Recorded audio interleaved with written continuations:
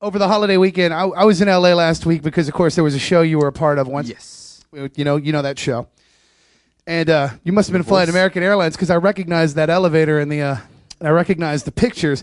You know, the last thing I expect to do is go to TMZ or any website, really, and read a story about somebody else getting a DUI, Lindsay Lohan doing whatever substance she's doing this week, somebody else doing this thing, Justin Bieber beating somebody up because they got too close, a paparazzi, and then Kris Allen. Wow. I didn't even it was the weirdest thing ever because it was totally fine, and I mean I didn't expect that there was going to be a bunch of cameras. There usually is not after when we get to the airport, but started talking to them, and it seems a little fabricated. It feels like they were putting words in my mouth. I mean, but it's whatever. They do what they do. So you don't think that show you were a part of needs to be canceled anytime soon? No, I've always been a huge fanatic about the show, and it's done so many great things for me, and it's given me an amazing opportunity to make music for a living. I would never, ever, ever say anything that would harm the show or make me feel like make it seem like I'm not happy with it. As long as I've known you, and we've done several things for charity and different events, and we've seen each other at that show at the Radio Room, even after you and Adam had your gear. Yeah. The last thing about you is, the last word I would use to associate with you is controversy. I mean, you really, what would you say to Harvey about that? I mean, really, honestly, if you could talk to Harvey and be like, look, dude. I would say you're doing a good job at obviously what you do because you made it seem like I was a jerk about the show. So, and I guess that's what they do. So. Yeah, but I mean, there's a difference, though. And here's the thing I think that I'm trying to get at with you. There's a difference between, if you go and you take a picture in your boxers outside at a pier in Malibu playing your guitar, which obviously didn't happen. You went out and decided you wanted to go jam on the pier, and you did, and you tweeted about it, and people came, and that became news. That's one thing. To report something, even if you do something weird, that's one thing, and I guess that comes with the territory. But to make something up, it seemed a little. I mean, it was definitely upsetting, and because I definitely never want to be in that light at all, where people are being negative about what I'm saying, or people have a negative light about me. But it comes with the territory too. Like when you're in this, and people are taking your words and twisting them around. It's all part of it. So it's not the first time it's happened. Well, listen, Harvey, I talked to some people today with the label, and they used words like this. We unequivocally, absolutely are in the Kris Allen business, and we don't plan on getting out of it. So rumors of being dropped from the label, I mean, I love TMZ, but I didn't realize you guys were writing fiction. It is. And fairy tales and stuff. I mean, they're pretty good at it, too. So well, hey, you know what? You got to be good at something. But, speaking of good at something, the great thing that came out of that was, A, you got some attention for your album, which is on sale now. B, your fans on Twitter are an army. They just surrounded you. Please don't mess with my fans because they will beat you up. I'm like, seriously, they might be cool and make you cupcakes.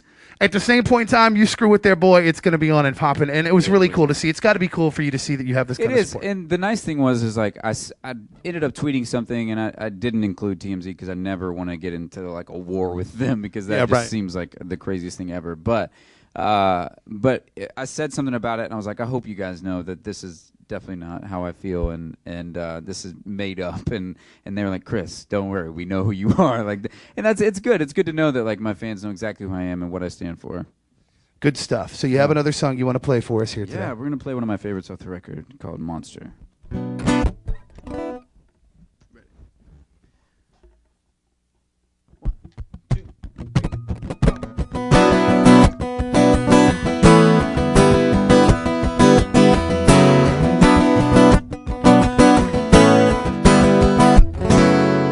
Just when you had me down, I go changing my ways. Wait till the moon is out, it's just part of my game, yeah. This is a cautionary cry to you. Before you figure out what I'm gonna turn into, just close your eyes and try to think it over. You'll realize I'm not the man you know. I hypnotize you, I paralyze you. Go on and scream, cause nobody's gonna find you. Did I ever think to tell you that I am a monster? You were of me. Maybe it's where a warning that says there is danger if you ever get too close to me. I've been telling you to run away, but you say you're not scared. But when I break your heart someday, girl, you need to be prepared, yeah. So listen close, I got a dirty little secret that kinda takes away the edge out of breathing. You won't believe it until you feel it. If love is blind, I guess that's why it is see. Did I ever think to tell you that I am a monster? You have never seen this side of me. You never seen it, you never seen it. Maybe it's somewhere a warning that says there is danger if you ever get too close to me. You should never get too close. But you don't know what I know.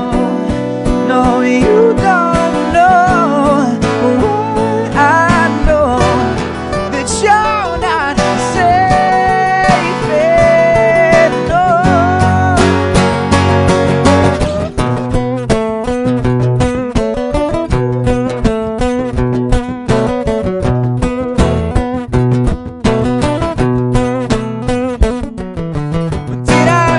to tell you that I am a monster. You have never seen this side of me. You never seen it, you never seen it. You swear a warning that says there is danger if you ever get too close to me.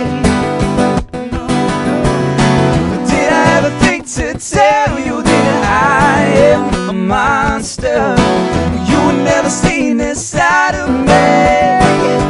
No, maybe you should wear a warning that says there is danger. If you ever get too close to me, you should never get too close. Did I ever think to tell you that I am a monster?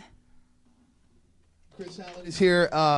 Two amazing new songs off the CD. You co-wrote or co-wrote everything on the new CD? Yes.